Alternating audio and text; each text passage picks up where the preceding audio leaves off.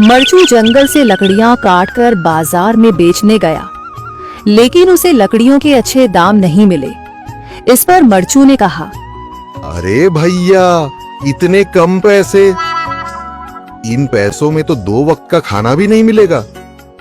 आप मुझे बहुत ही कम पैसे देते हैं। मैं इतनी मेहनत से लकड़ियां काट कर आता हूँ, लेकिन उनके पैसे मुझे बहुत कम मिलते हैं। भैया, तुम्हारी लकड़ियां होती ही इतनी कमजोर हैं कि मैं इससे ज्यादा पैसे नहीं दे सकता। तुम्हारी लकड़ियों के बस इतने ही पैसे बनते हैं। अरे भैया, कुछ ज्यादा कर दो ना। वो क्या है ना कि इन पैसों का तो कुछ भी नहीं आता। मैं अपनी जिंदगी कैसे गुजारूंगा? भैया, तुम जाकर अच्छी लकड़ियां लाओ, तभी इन लकड़ियों का अच्छा दाम मिल पाएगा, वरना इन लकड़ियों का तो यही दाम है। ये सुनकर मरचू बहुत ज्यादा परेशान हो गया और पैसे लेकर किराने की दुकान से सामान खरीदकर घर आ गया।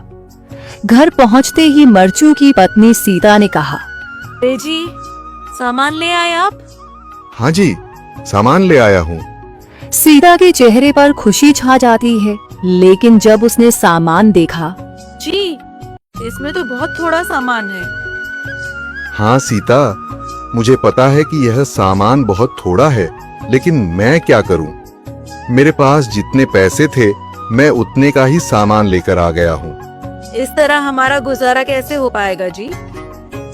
आपको तो पता ही है कि हम कितनी मुश्किलों से गुजारा करते हैं। हाँ हाँ, मुझे पता है, लेकिन मैं कर भी क्या सकता हूँ? मेरे पास इतने पैसे ही नहीं कि हम एक अच्छी जिंदगी गुजार सकें। इतनी मेहनत कर रहा हूँ, लेकिन फिर भी मेहनत का फल नहीं मिल रहा। इतनी मेहनत से अच्छी लकड़ी काट कर आता हूँ, लेकिन मुनासिब दाम नहीं मिलता। मैं तो बहुत परेशान हूँ। क्या करूँ? कहाँ जाऊँ? अरे जी, आप परेशान न हो, आप कोई और काम देख लें। मैंने कई बार काम तलाशने की कोशिश की, पर किसी ने भी मुझे काम नहीं दिया। ये सुनकर सीता भी काफी ज्यादा परेशान हो गई।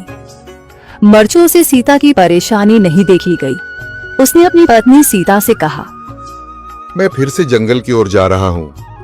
अरे जी, अभी मत जाइए ना, वैसे भी शाम हो रही है। आप कल चले जाइएगा, अभी मत जाइए। ठीक है, अगर तुम रोक रही हो तो मैं नहीं जाता। मैं कल चला जाऊंगा। इसके बाद मरचू गांव में घूमने के लिए चला गया। तभी उसे एक आदमी मिला और उसने कहा, कहाँ जा रहे हो भैया?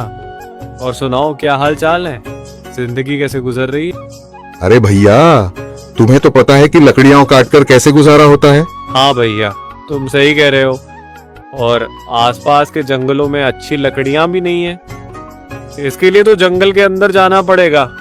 पर जंगल के अंदर तो काफी सारे जंगली जानवर होंगे। मुझे बहुत डर लगता है भैया, मैं जंगल में कैसे जाऊंगा? हाँ भैया, जंगली जानवर तो होंगे, लेकिन अच्छी लकड़ियां तो वहीं से ही मिलेंगी।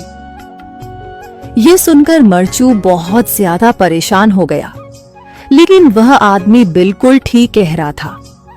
जंगल के किनारे की सारी लकड़ियां कट चुकी थीं।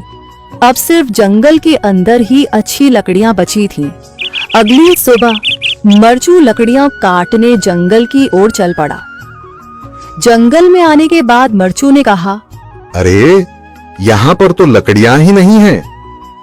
वो आदमी सही कह रहा था, लकड़ियों के लिए तो जंगल के अंदर ही जाना पड़ेगा। और जंगल के अंदर जाना क्या सही रहेगा? मुझे तो बहुत डर लग रहा है, क्योंकि वहां पर तो काफी सारे जंगली जानवर होंगे जो खतरनाक होंगे।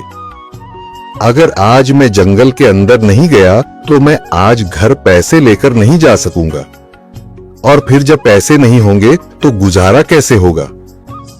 मरचू जंगल के बाहर खड़ा सोचता ही रहा और फिर उसने सोचा, अरे, यहाँ पर भी कोई मजबूत पेड़ दिखाई नहीं दे रहा जिससे मैं लकड़ियां काटकर घर ले जा सकूं।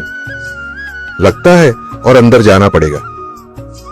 यही सोचकर मरचू जंगल के अंदर चला गया।